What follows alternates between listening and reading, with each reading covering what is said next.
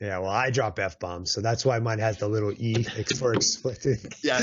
next to podcast, because I don't have a Yes. filter. This is the only filter Yes. I have, and it doesn't filter out bad language. Hi, and welcome to another edition of Interviews with the Hunting Masters, brought to you by the OutdoorInsiders.com. I'm your host, John Stallone, and this week we are talking with he's a podcast host. He's a lifelong hunter, so lifelong that I think he knew Abraham Lincoln in his early years. He's old and decrepit, but he can run around. There he is, right there. He can run around the hills with the best of them. He actually runs circles around guys less than half his age. So we got Bruce Hutcheon on the phone with Whitetail Rendezvous. How are you, buddy?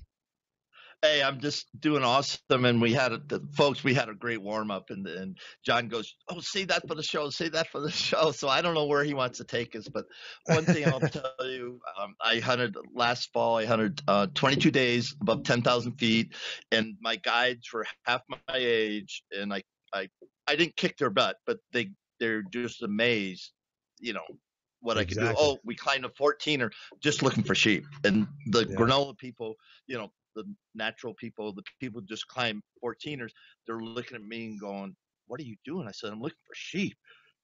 It didn't compute. It just didn't compute, and I just laughed my ass off. I remember when you were telling me that story on the phone. Yeah. So, Bruce, you've shot mountain goats, you've been sheep hunting, you've been hunting wolves, you've hunted elk, deer, antelope, right? I mean, pretty much everything in the West and East Coast, and been all over the place. So, give us a quick rundown about yourself. Yeah, I'm an older gentleman, and I showed a picture. John's already got that. I killed my first deer along the Baraboo River, Union Center, Wisconsin, in 1966 with a good friend of mine, Dick Rogers, and this will be our 51st year of hunting the same farm and killing the great grandsons of the bucks that we killed then. And Right. the funny thing, and I'd like to share this, quality deer management and management techniques work, folks. Why do they work? Because you adhere to them. Last year we killed the biggest buck, the oldest buck on the farm. Garrett got it. Garrett was one of the nephews of the owners, and it was a 180 monster, 5.5 years old. Just, you could weigh the horns, I mean, with the mass on it. And he killed it right off the junkyard between, Myers and Lester's place. I'm telling you'll never hunt it anyway, but yeah. he patterned it. He got it the second day of the season, and he watched it all summer with trail cameras. And from his house, he could look down the hill. He didn't even have to leave his house to watch him feed. And Wow. And we're just excited that we have that quality deer. My best deer off the farm came 2 years ago, and I took a 135, and that's the best one that I've seen. Mm-hmm. And close enough to shoot Right. that I took. Are there bigger bucks? And Garrett said, Hutch, that's what they call me. That's what I've been known from college, high school, all that. But anyway, they said, Hutch, you wouldn't believe the deer that we're seeing now, because we got trail cameras set up right. And the one key that I want to share with everybody, if you're hunting a property and getting the same age class and rolling over, change it up, and maybe don't hunt the farm the next year. Let an A class mature, so you have some 5.5, 6.5-year-old bucks that could be monsters, or they could be trash bucks because they're past their prime. But let them breed and grow your age class. If you do that, and it's taken us 10 years to do it, but we all know that there's a 200-inch buck on the farm. Wow. We all know that. Who's going to get it? We don't know. Will nobody get it? We don't know. But we know for certain there is a 200-inch buck, because we get on my cameras, plus guys have seen him this winter. Wow. And just the age, it's the same deer. And it's just big, and the size. I mean, he's a Brutus. That's his name. It's Brutus. But we know that. But how many years did it take? Because Eddie shot a 173 probably 20 years ago. Wow. And and that was the best one off the farm. But all of a sudden now we're seeing lots of bucks. Why?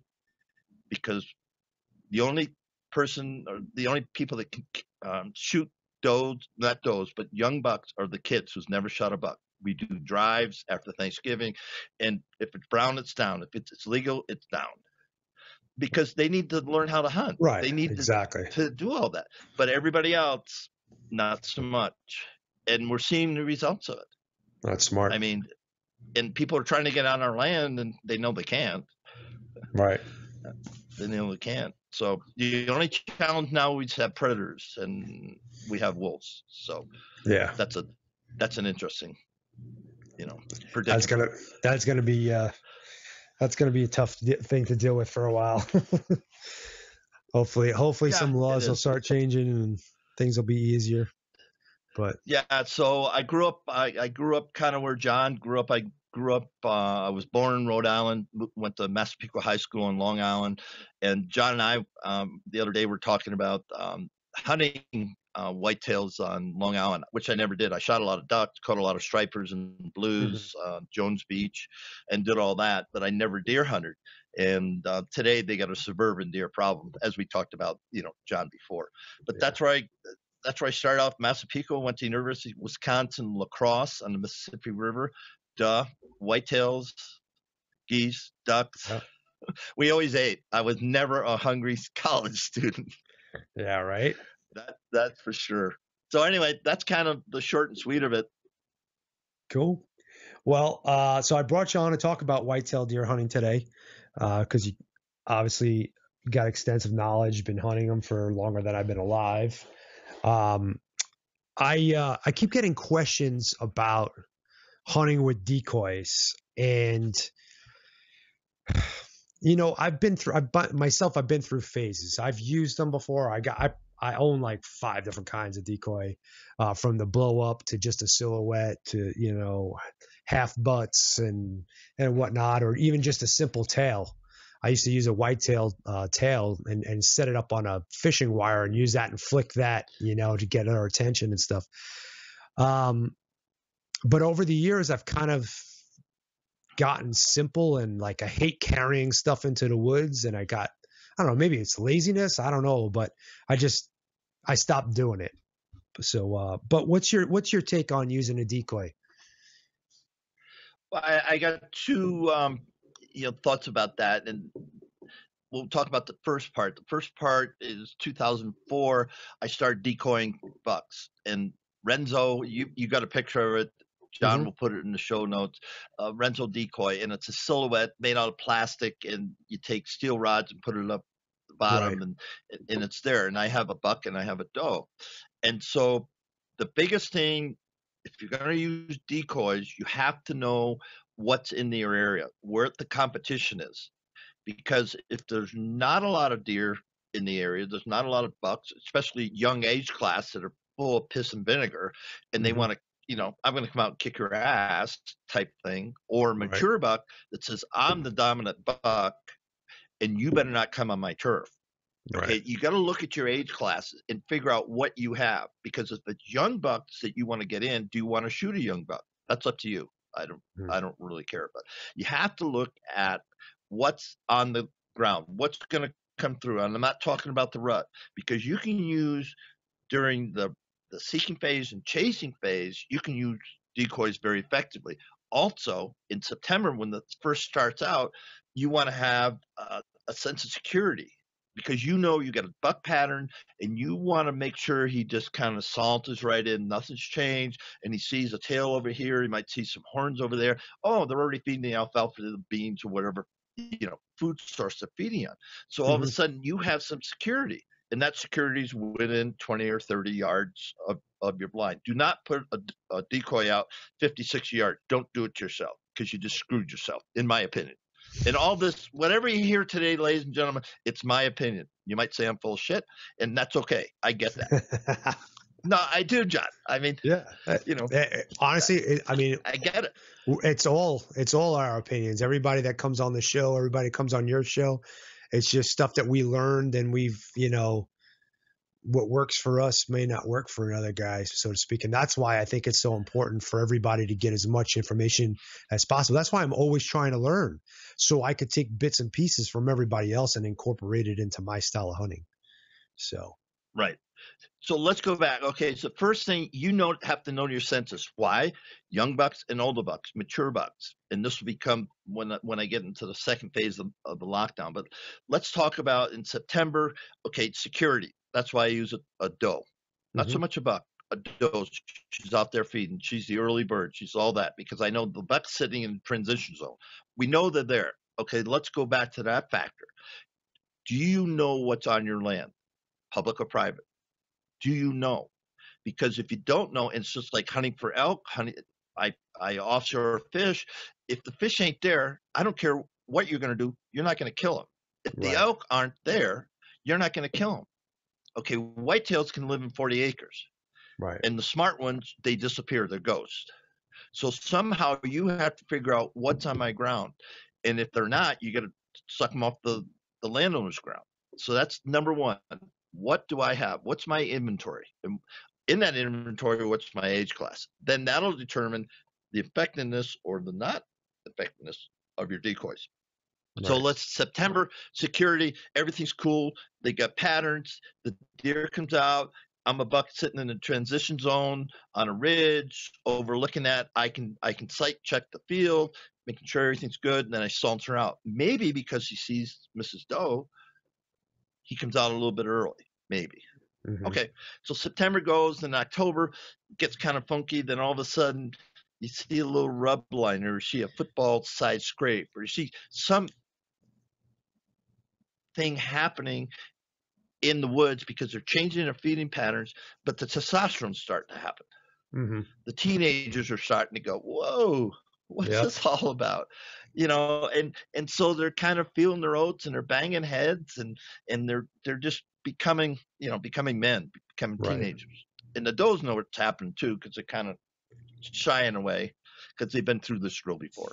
So now we're in late September, early October-ish, and all of a sudden we start seeing stuff on our trail cameras, and now we want to look at, okay, when can I start attracting these bucks? So I put a buck out there by himself, and I do soft rattling. I'm tick rattling, and maybe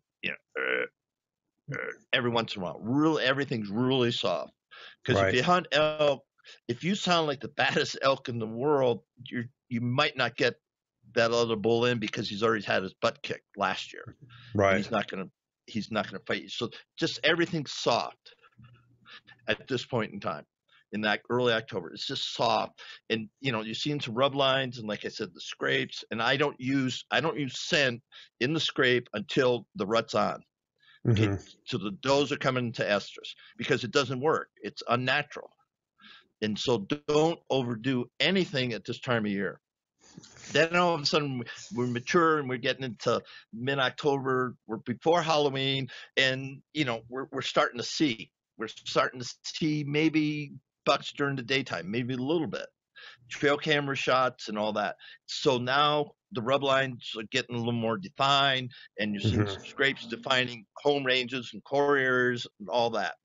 And I'm going to throw a lot of stuff out, guys, but you need to study the game, and you need to understand that when you're hunting a whitetail, you just walked into his front door, and he knows where everything on spoon, saucer, and glasses in his house. And you go, what are you talking about? Don't move.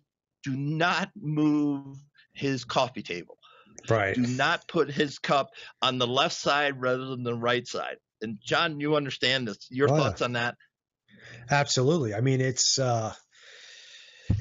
uncanny, their spatial awareness, and how, that's why, like, ground blinds and all that stuff, it's very important to put that stuff out really early because it's going to disturb the area. So you have to, even if you brush it in, you have to get them accustomed to it, and that it becomes just another fixture in his living room, so to speak.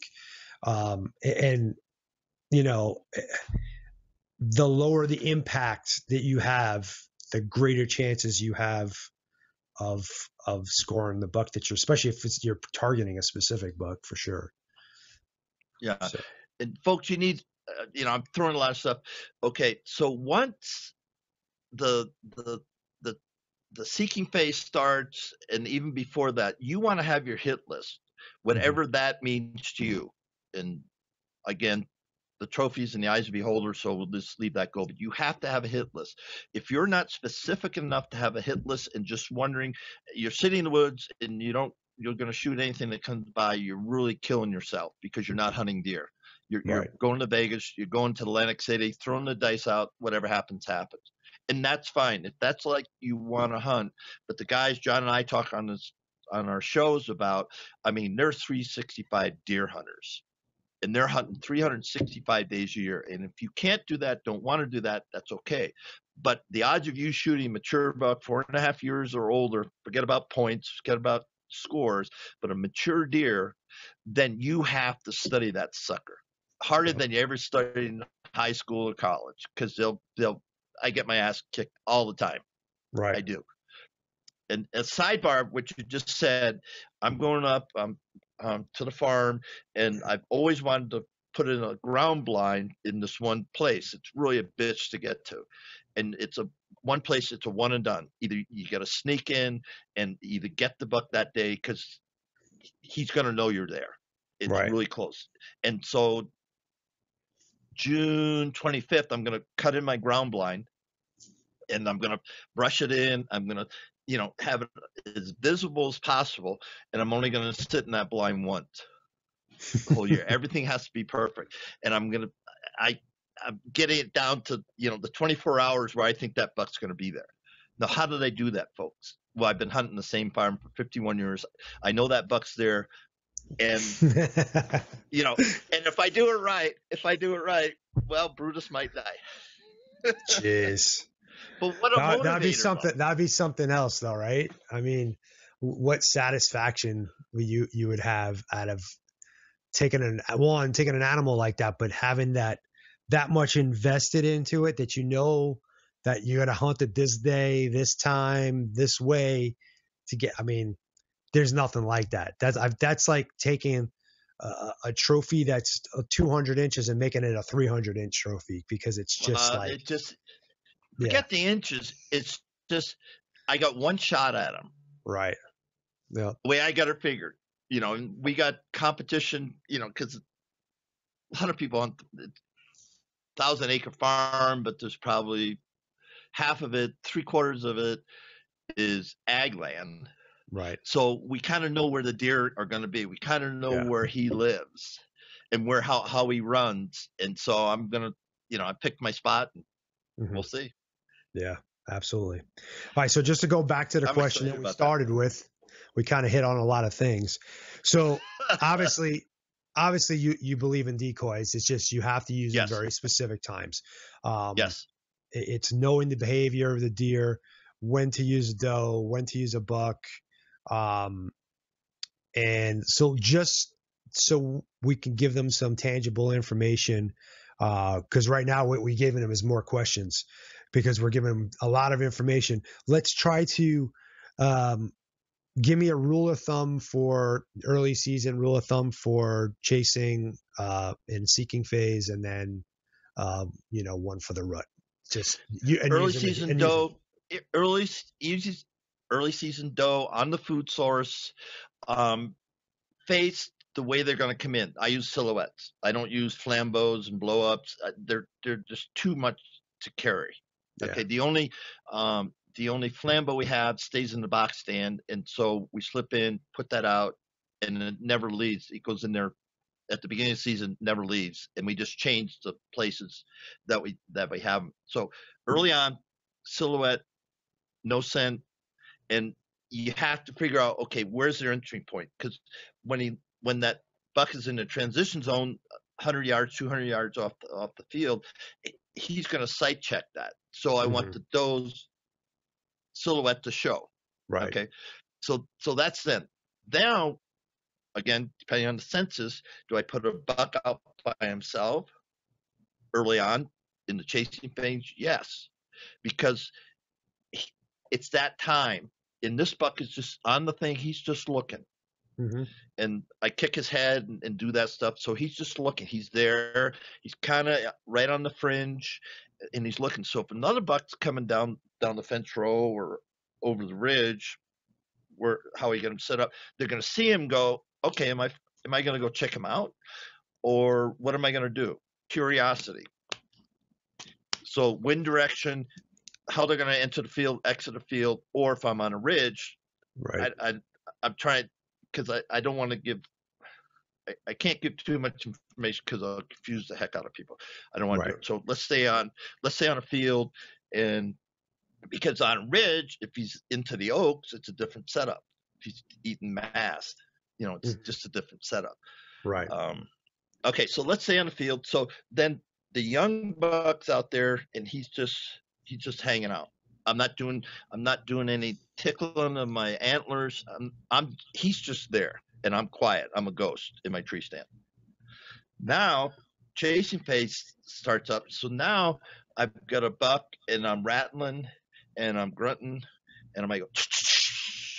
I might do a snort wheeze, because now the doe might be right near me. I mean, near me like 10 yards, 15 yards, and the buck is away from me, 20, 25 yards, 30 yards. Mm-hmm. So they're not even close. They're just, the buck's checking her out. She's kind of edging away and go, it's not time yet. So we get juveniles swinging through. But if you do a little rattling and the doe's there, she's no scent, and all of a sudden there's a scrape that just got set up 2 days ago. So you got that buck kind of near that, like he's going to kind of sniff it and check it out. Then you might draw in a mature deer. Right. Or a deer that's kind of into the dominant buck in the area. He might be checking out, said, you're out of here. Right. Or not. Yeah. So they could do whatever they want to do. Yeah. Seeking phase changes. Why? Because now the buck, we got scent in the scrape. We got the doe kind of edging away from the buck, but the buck's right on her butt. Right. Okay. Now I'm a mature buck, and I'm going, oh, there's a doe. Get a little whiff, boom, he's going to come in. And that's when it's really fun, folks, because they'll blow up your decoys. Yeah. Literally. And everybody see it. Just go to YouTube, and they'll blow up your decoys. So this is a seeking phase, and they want it, and I'm the tough guy. And so weather, wind, and how well you have your scent control all determines if that decoy is going to be successful or not in that thing. So that's before the lockdown. A question you want me to fill in? Just ask me a question, John. I honestly, this subject has got so much detail. We could probably fill up the whole hour. You talking real specifics about it. I think what I want to do is I have two other questions that are at least one other question. You just started mentioning it, the mock scrape or scrape. That I want to get into, because it's a question that gets asked of me a lot, and I've dabbled a lot with it myself, and I have my own theories about it and how and when to use it. But I'd like to hear your take on it. So yeah, I mean, if we want to continue on a little bit more about the decoy, and then I want to roll into the into the mock scrape. And now I'm going to give a plug for Garrett Rowe. He's out of Hays, Kansas. Heads Up Decoy. Had him on the show a couple of years ago, and then I just had him on the show again. And I said, okay, tell me exactly what you do. So listen up. I'm not going to go down rabbit trails. Okay. Heads Up Decoy. You can go on the web and find it. What he does during the lockdown, when all the bucks disappear, why? Because they're locked down. They're going to breed that doe. Nobody's going to come near him. Key point. Nobody's going to disrupt him. Key point. He's got her, and he might be in 5 yards of just crap. Nobody can see him. The only thing you can see from long distance scouting is like hunting moose up in Alaska. You see the palms, his horns just flick. Right. Or you might see an ear, or you see the glint off the horns. That's all you see, because you're glassing him from maybe a quarter mile away. And guys, you can do that. There's glass out there. You can see his eyeballs and his eyelashes from a quarter mile away. Yeah. The glass is that good. So he goes high points. He's hunting Kansas. Kansas is flat, but he finds the highest elevation, and he sits there midday from 10 o'clock to 2 o'clock is his prime time. When does he find these places, these tiny yucca plants, these tiny brush piles, these tiny, just small areas? Why do the bucks go to these small areas for their doe? One, they lock them down and they can see 360. You're not going to come in there. Important point. So let's go back. Long distance scouting, you got to learn how to do it. You do it between 10 and 2. Mm-hmm. That's when you do it. Okay, so you're out there glassing, you see a glint, you see an ear flicker. That's all you need. Now he does two things. He backs away. He doesn't go right to him. He plays the wind. He already sort of kind of knows where these honey holes are, where these lockdown spots are. So he knows how to get in there with not disrupting, not busting anything else. Remember, it's the middle of the day. So then he gets all set up and he's bow hunting. And so he has his heads up decoy. Check the website. Garrett Rowe, heads up decoy. So he gets that. And what he's going to do is piss this buck off. He's just going to get right in his face and he's going to take his best girl. Okay, guys, what happens? You know what happens. Nobody takes your best girl. Nobody takes the lady that you're thinking of romancing her that evening. Not going to happen. And that's the whole secret. He's got and you got to go to his website, read his blogs, listen to his show, Garrett Rowe, on Whitetail Rendezvous, just Google him, and he'll walk you through the whole thing. So he gets there, he gets set up, he gets within 60 yards ish. So things happen real fast. He's got a shot. So whatever your comfort zone is, that's where you start up. Do not start at 50 yards because you're going to lose because you can't shoot him to 30. Right. It's going to be really tough on you. So figure out your lethal zone, your firing zone, and figure out where your target's going to come from. That's the other thing. If he comes head on, what kind of shot you have? Because he's all bristled up, he's all muscle. I mean, it might be tough. So you have to be at that 45-degree angle or whatever that you want, because you want to get hot lungs, from the back to the front. That's a whole different thing. But you have to do your target acquisition and figure out your firing solution for your military guys. You know what I'm talking about. So you do that. He gets 56 yards thing. Starts challenging. He starts challenging him, and he said it's unbelievable because he'll see the head come up and he'll see the bristle up. He won't come up. He won't get on his feet, but he's starting to look. He sees noses. I mean, and they're in nothing. I mean, you think a pheasant can hide in nothing. You're talking about a 200-pound buck, 180-pound buck, that's mature, and you can't see him. And he's only 50 yards away. He says it's a riot. And so then he just starts inching, literally inching closer. Right.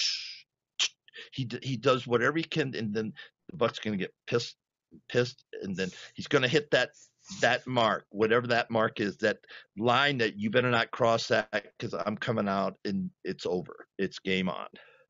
That's what he does. He comes right up and pressures him so bad because, one, he's not going to leave that lady. Right. That's his future. That's passing on the genes. He's got to protect that. He knows within an hour, 2 hours, it doesn't matter. He's going to breed her. And that's what he's all about. But now this other guy's coming in and he's got his heads up decoy and it's got shoulders, got the rack and everything. So this isn't a wimp kid. This is somebody that, might kick his butt. Right. So then it's game on. Yep. It's just That's game cool. on. I played around a little bit with a mule deer decoy here. I've mainly used a doe. I didn't use a buck. I used a mule deer doe decoy, and I used it during the rut, and it definitely created some opportunities for me. I definitely like to try that out with whitetail, though. That sounds like something I could probably do with coos deer, because they're notorious. They're notorious for taking their doe and like stuffing them in a little hole, during that lockdown period. And I think that would be, I think that would be badass. I'm going to try that out this year. I'm going to do it too.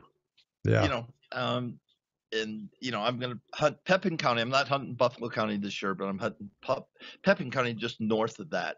Mm-hmm. And it's a lot of ridges, and then ridges and cropland with creek bottoms.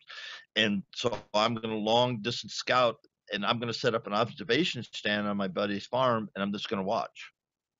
Yeah, I'll have I hunt with a crossbow because my shoulder's pinned, but I'm just going to watch and figure it out. We got trail cameras up, and he had a 180 pig that we never got last year. He never got. Jimmy Davis is his name. He's been on the show, so you can check him out.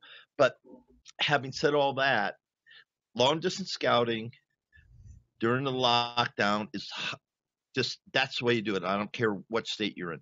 Observation stand, find them between 10 and 2, go after them with a heads up decoy.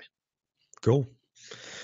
All right. So I guess we know you use scrapes, or at least you hunt scrapes. So how do you feel about mock scrapes? What's your take on I them? didn't know anything about mock scrapes, really. I've read about them, and again, I like to keep my life simple. The older I get and the more I hunt, the simpler it is, and the more stealthy. Okay, you don't want to disrupt anything, and I'm getting maniacal about this, or over analytical, Right. because the less that deer knows I'm there. That's why with Brutus I got one shot, because I know Right. it's a one and done. And you have to think that way, folks. You got one shot. It isn't walking into your stand and putting some scent out and hoping the wind pulls them in and you get lucky. Forget that. I'm very serious, you guys. Forget that. If you want to kill mature bucks consistently. Okay, I've killed a lot of deer. Have I killed mature buck consistently? No.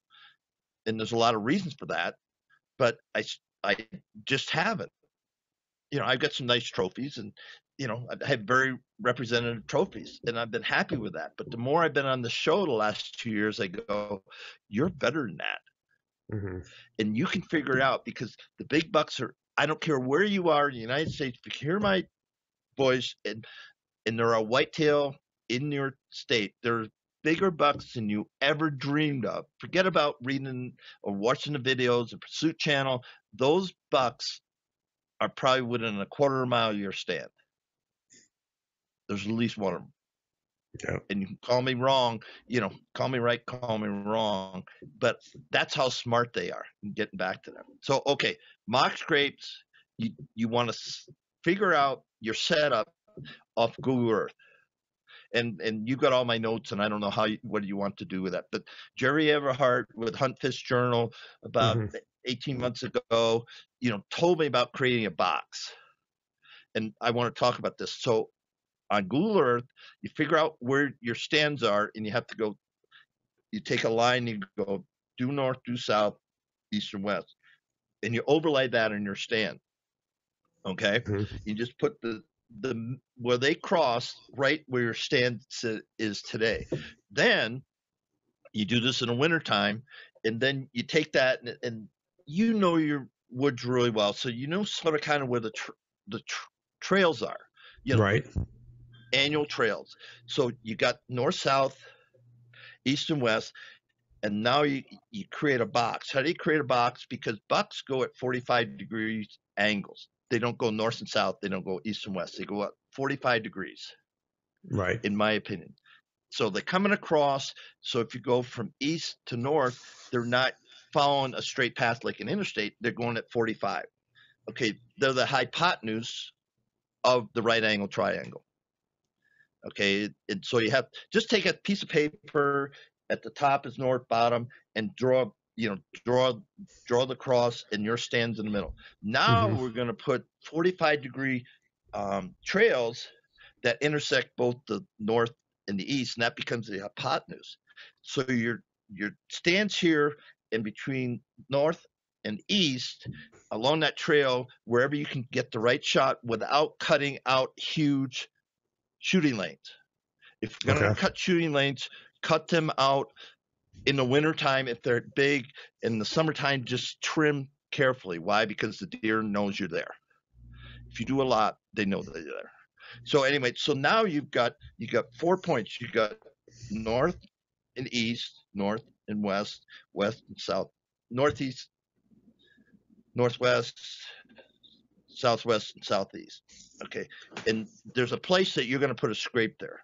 And if you put them all together, there's 360 around your stand, and it creates a box. So you're in the middle of the box, and your scrapes, depending on your firing solutions and your target acquisition, okay, you put your scrapes where you can shoot.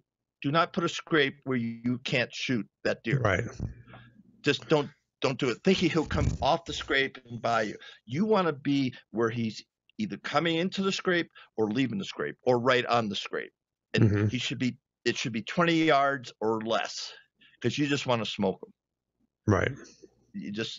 And you might say, well, I can shoot 100 yards. Good for you. You're not going to do that. You'll never get that buck unless he's in Kansas and outside in the woods. Good luck. Yeah. And so many pictures. I don't know. I beg to differ. I try to stay a little bit further away. I typically try to keep them 30 to 40 yards, just like, but going back to what you said, low impact.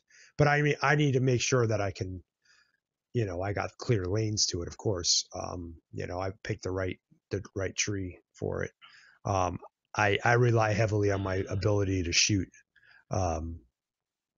because even when I'm spot and stalking, I rely heavily on my ability to shoot, because I'm not as sneaky as I'd like to be.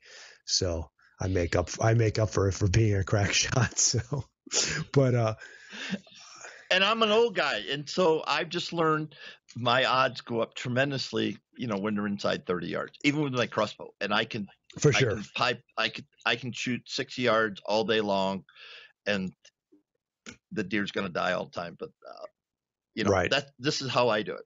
And so you have the 4 points, and then you have a box, because during the rut or during this point in time, when they're seeking and checking scrapes any time of day, you don't know what side they're coming in on. And if you have your scent control, your stand's high enough, and there's a lot of factors in that. We're not going to get into that whole thing. But if you snuck into your stand, nobody knows you're there, low impact, and you're going to do an all-day sit.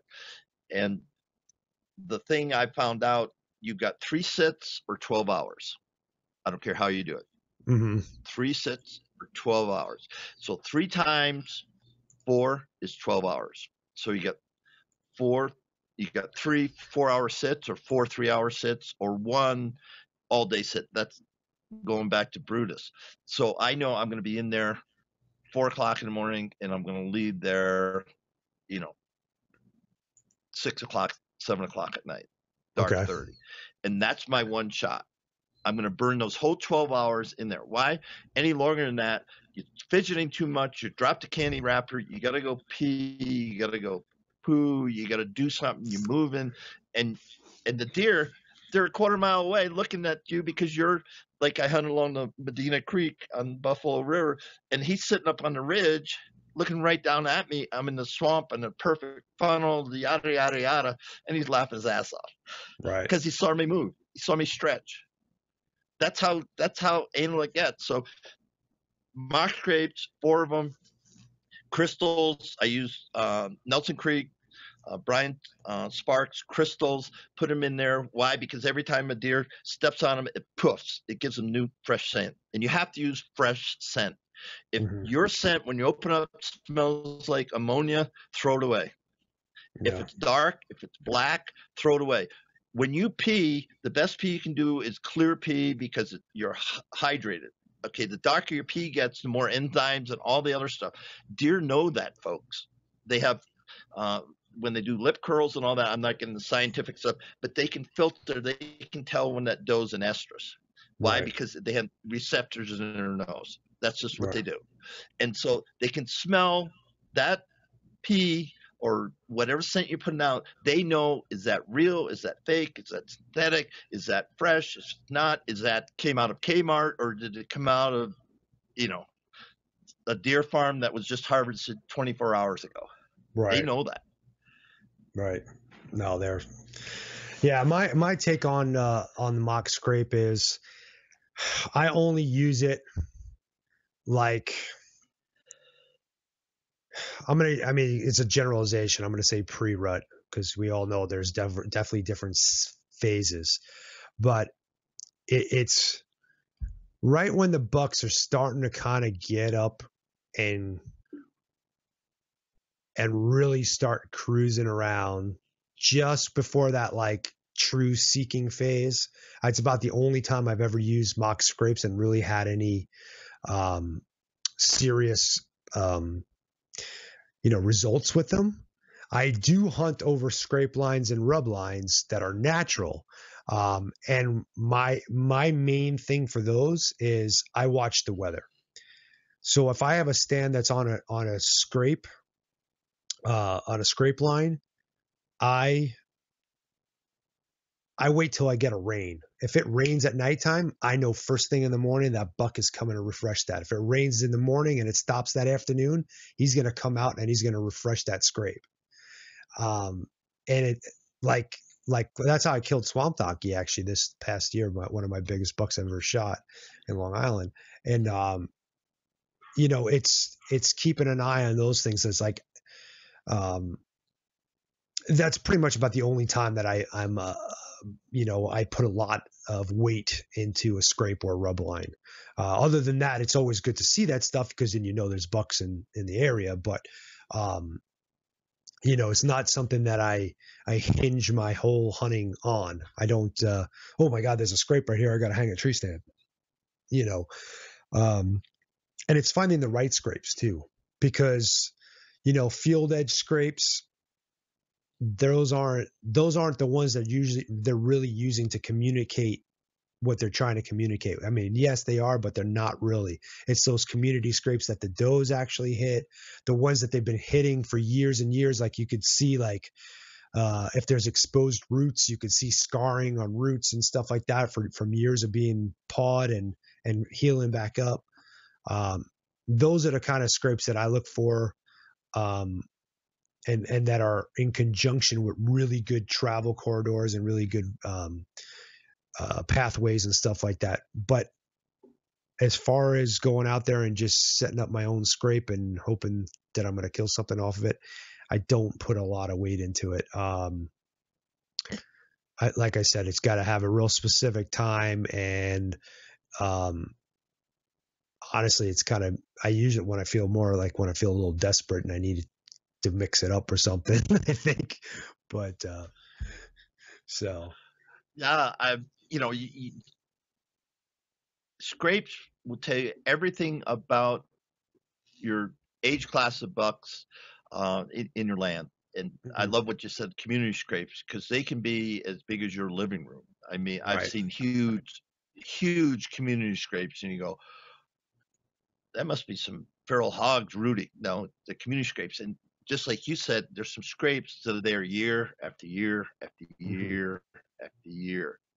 But I don't sit on those community scrapes. I sit where I can slip in, slip out, slip in, slip out. Right. They'll never know I'm there with the right wind conditions. That's the other thing.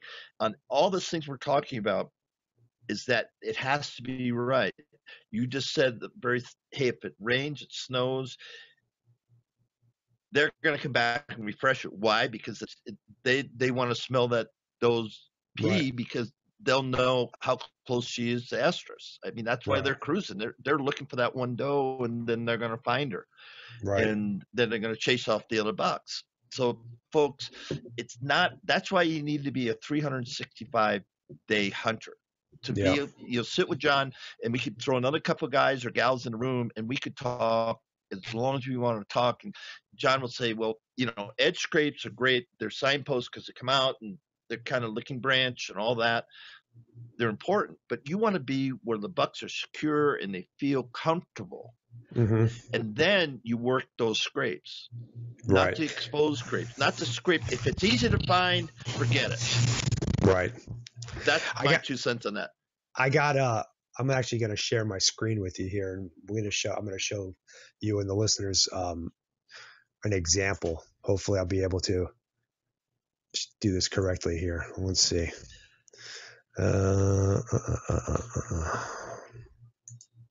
Can you see my Google Earth? Nope. Nope. Huh? What did I do wrong? There we I go. don't know. I didn't hit it. That's why. All right. So Here we this go. is a stand site of mine that I used to hunt. I used to lease some land in Illinois. So as you can see, there's like a peninsula. This is my peninsula. It's called the peninsula stand of trees, a little finger of trees that jets out here. And what this creates, and what I'm going to get at here before, there's a scrape. There's a community scrape just inside, and you obviously you can't see because of the tree canopy, but probably 20 yards from that stand, and it's been there, and it's a travel corridor. And these bucks, they'll come in here and they'll stage up. This is a staging area before they come out into these fields to eat. The other thing about it is it's not just a travel corridor to come out into the field. They're going to cross. See, there's a creek right here, or it's a little more than a creek actually, but it's a pretty good waterway. And there's another, see how there's a S curve right here? Can you see my pointer or no? Yep. Okay.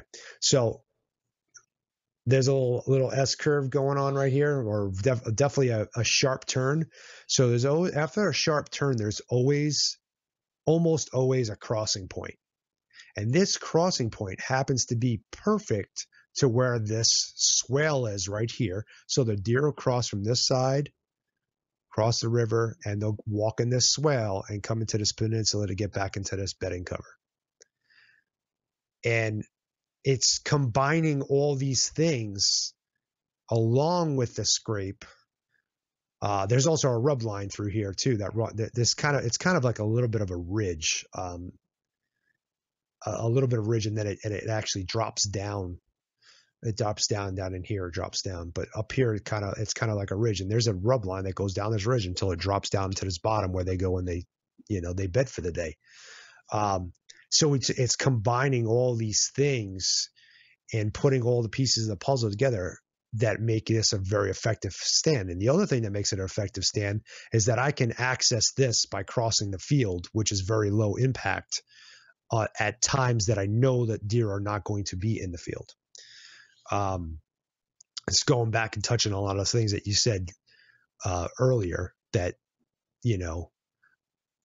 about picking the right, really far away. Quarter mile away, I bet. Or a quarter more. mile away? It's about a half a mile actually. Yeah. Okay. Yeah. And I only hunt that stand very specific times. I honestly don't hunt it in the morning very much because the deer are in the fields in the morning. When I'm trying to get there, slip in their first light, there's deer in the field. So it's an afternoon spot for me, and it's definitely catching them on their way out to feeding and so on and so forth. But depending on the weather, if I get a lot of rain at nighttime, I might hit that stand in the early part of the day. It's always putting I think with whitetail hunting more than any other type of hunting. Cause I love hunting mule deer. I love hunting elk. I love hunting out west. I've been a Western game hunter for longer than I've been I can't say longer than I've been a whitetail hunter because I started whitetail hunting first, but I've been hunting out here in the West for 26 years, and that's more than half my life. But more than anything, whitetail, it's like a puzzle. It's a chess game. It's different. It's like you do this move and he's going to do this move. And it's always trying to think ahead, where I think, your traditional spot and stalk and stuff that you do out west and calling for elk and stuff. Yeah, there's a lot of strategies and a lot of, implementation of tactics, but it's not as much of a mind game. It's actually more of a physical game, I think, than anything. It's more about trying to be sneaky and stealthy and, playing terrain and playing wind, where this is more like figuring out behavior and getting into the mind of your enemy, so to speak, so you can win that war. That's why it's always fascinated me. It's always been a passion of mine because of the mind game, because of it's like a chess match. I think is the best way to describe it. There's no So question about it. And folks, if you're not using Google Earth, you just saw a perfect example of why you need Google Earth, because you can step back, you can see how everything lays, and you can pick out pretty much everything once you've done it enough. You said, okay, here, where's the optimum? Where's my one best place that I need to be? When do I need to be there? What time of day? What wind condition?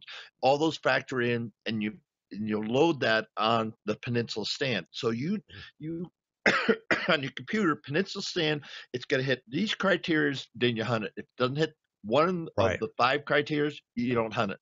And so, you're getting a PhD from John today, and about how anal you have to be to figure out and kill mature buck. Yes, I've shot a lot of deer, but I haven't killed mature buck simply because of the reason we're seeing here. I just went out and I worked my ass off, and I got in the right place, and Mr. Wonderful came by and I dumped him. I shot him. Right. I killed him. I harvested him, and then I ate him. Right. Okay. But how many times did that happen, as opposed to that same buck and his brothers, cousins, uncles? I'm hunting, some grandkids now of bucks I never saw, and they were less than a quarter mile from me. They were less than 200 yards from me. Mm-hmm. I know that now, but I screwed up. And that's what I said. I can almost guarantee you on any 20 acres, 40 acres, suburban hunting might be, 5 acres. In other plots, it might be bigger. There's a buck of your dreams that close, and you may never see him if you don't do some of the stuff right. John, your thoughts? Oh, absolutely. Absolutely. I mean, we talked about Long Island. I hunt in 5 acre lots. I hunt in 10 acre lots, and my taxidermist over there in New York, matter of fact, there's a lot of, you know what, I'm not going to give this away, but there's a lot of little spots that are public land. And he just shot a 214 on Long Island, a 214-inch buck. And 100 by 100 square yards, probably. If that. I want to say, I know the type of land that he's hunting it's deemed public, but nobody would ever think to go hunting there. It's literally like 2 acres. I mean, my goodness. Yeah. And yeah, that buck is not there all day long, every day at the same, but it's something that he uses, and it's about picking the right time and being in the right place. And that's how you kill deer like that. I honestly, if I had land that I can hunt, if I had a farm or something like that, I feel like, and really more is time. See, my seasons, I live my seasons 5 to 7 days at a time, because I travel to go hunt. So I don't ever have the time to go pre-scout. My tactics, my claim to fame even, is the fact that I've go to a spot, figure it out in a short amount of time, and I make something happen. But I feel like if I can put that crazy, scientist mentality that you were talking about, the whole podcast of how serious you have to be and be 360. If I was able to do that, I feel like I'd be killing 200-inch bucks every year, because I know that if I could put that kind of time on it, well, of course you got to have a place that holds that kind of deer too. But I just don't have that. I just don't have that ability, and I don't have the means. I don't have the land or whatever. I hunt all public land, and I do well for myself. But I feel like I could do so much better if I stopped doing 13, 14 hunts a year, and I narrowed it down to maybe 2 or 3, and just spent a lot more time on those one hunts. Because you're right, like you were saying, if you only got 10 days to hunt, and that stand's only good hunt one day because the conditions are right. It's really tough to be successful. But that's what it takes, John. And, Yeah. you summarize, I don't know how we're doing on our time, but you summarize a lot what we said, because I'm trying to give people information and, hey, Whitetail Rendezvous at gmail.com. I'll talk to anybody, just email me. I can't talk on the phone all the time. Yep. Somebody said, guys like you and I, and there's a lot of guys out there, Mark Kenyon and Jay Scott from Big Buck Registry, your friend Jay Scott Outdoors. I mean, there's folks that have beyond PhDs. I'm working on my PhD now, but some of the guys out there, and some of the people I know, and I won't say his name. He has a barn that he has 125s at eye level, and he goes all the way up to at the top. It's 200-inch deer, all DIY, all archery, all on public land. And that's a side of a barn. So you enter the barn, and he's been at it 40 years, and he's hell of a, he's gone to Africa, blah blah blah, and done all that stuff archery. But he does it all DIY. He hunts because of his work and stuff. He hunts 45 days. He hunts numerous places, and he picks them out, and he finds these little places, and he long distance scouts and watches, sets the stand, hunts it 1, 2, or 3 days max. If he doesn't get it, he's out of there. Yep. And the proof is in the pudding. Yeah. I mean, you'd love him, John. You'd love him, and I never can say his name because he loves hunting so much he doesn't want to share it. And it's taken me a long time to become his friend. We met in Buffalo County hunting, and he said, "I like you." But and he would love you too, because you think about what you're doing. It isn't just going out and killing an animal. We're playing the chess match. We're trying to figure them out, and the better we do that, and the more you listen to people like John, or if you other people, the better hunter you're going to be. Because take this serious. Everybody dreams about a 200. I'd love to kill a 200. I've been in Saskatchewan and I've seen a 200. I've been in Buffalo County and seen a 200. And he was where I was. I rattled him in, and I had all his sublings that morning underneath me, and he came about 100 yards. There was a downfall, a big oak had fallen over. I saw his head. I went, oh shit, because he was there. That was my one shot, and he just he screwed me. And my buddy, who was a quarter mile away, said, "You just missed him, didn't you?" I said, "No, he never came close. It wasn't even close. I saw him. I saw the rack. I saw his body. And went shit." And I had been hunting him for like 10 days. Or in the area, trying to figure it out. And he was there. And I saw him during gun season, and he busted out of the valley he was in, took his does. He run with some does. And I went, oh. He wasn't 100 yards from me. And he was a Christmas tree. Wow. I don't think I've ever seen a 200 whitetail on the hoof. 180s, 190s, but never the 200 mark. Mule deer, yes. Mule deer I have, definitely. I've seen 200-inch mule deer. I've seen 400-inch bulls, but never a whitetail that big. I shot that's in 51 years, though. Yeah, well, there you go. I shot and missed a 185 in Illinois about 15 years ago. It was a chip shot too. Like I was like beside myself. I was like, how the hell did I just miss this deer? It was at like 9 yards. Well, I know how. Oh no. It. Yeah. So back in the day, my top pin, I used to keep my top pin at 30 yards because I hunted whitetail, but I lived out here, I lived in Arizona, and I never get shots less than 30 yards ever.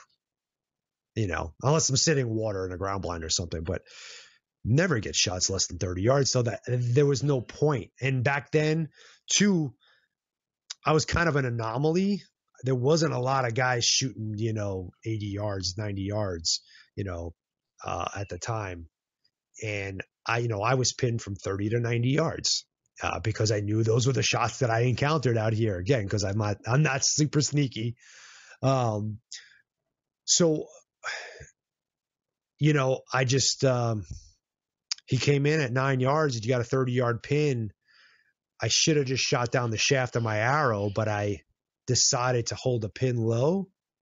And at 9 yards, I didn't register that I should have used my 50-yard pin or something else, like a 40-yard pin probably, or something would have been better. But I gave him a haircut, and it was just heartbreaking. I had to leave to come back home like the very next day, so I never ended up getting another opportunity. The very next morning, I shot a 135, and then I had to catch a plane that afternoon. So, yeah. But I got it on film, so I could remind myself of how retarded I am. So, folks, John's being humble here, but stuff happens. Yeah. It does to us all. And, Oh, yeah.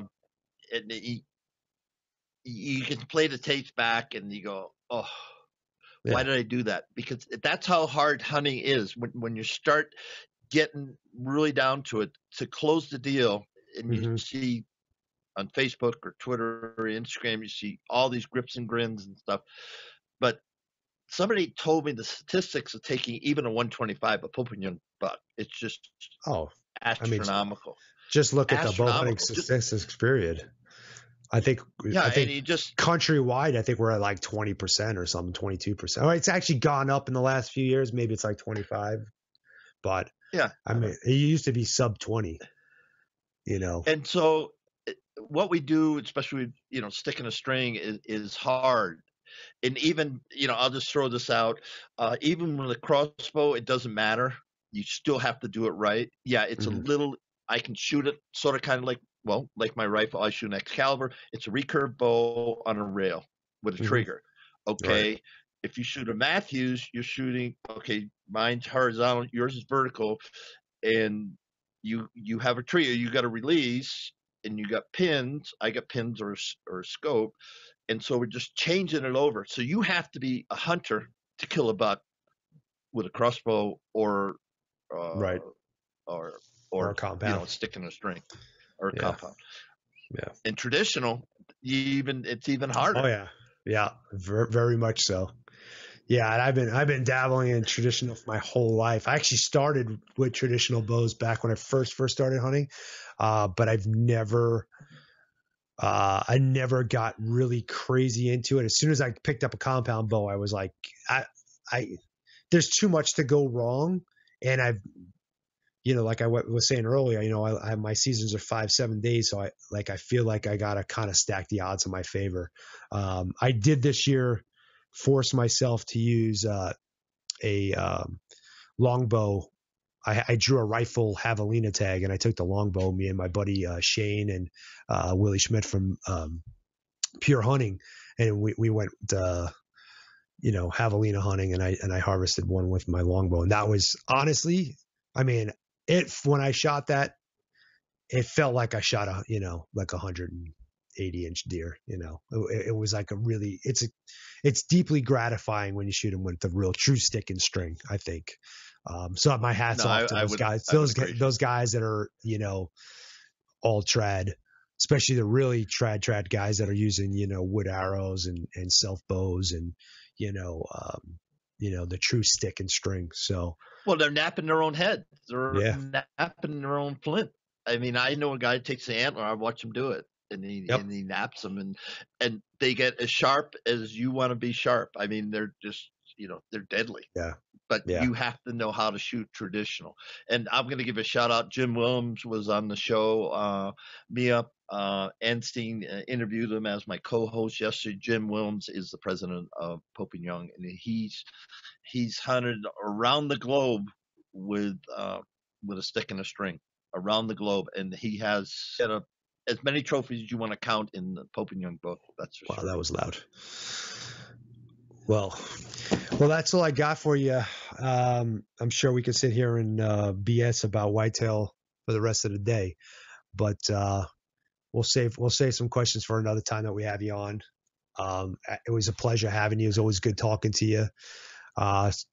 Where can our listeners find out about your podcast and more about you? just go to whitetailrendezvous.com. I'm on iTunes and I'm on Stitcher. I'm on Google Play. You can't go anyplace. Just Google me and you'll find out where Whitetail. There's a new one I just got on FM podcast. So we're all over the map. But the biggest thing is social media. I respond to people. My show is about real people and real places, and that's how we are. So any question you have, whitetailrendezvous@gmail.com, whitetailrendezvous.com. You can get a hold of me, and I will respond to you because, we're all the same.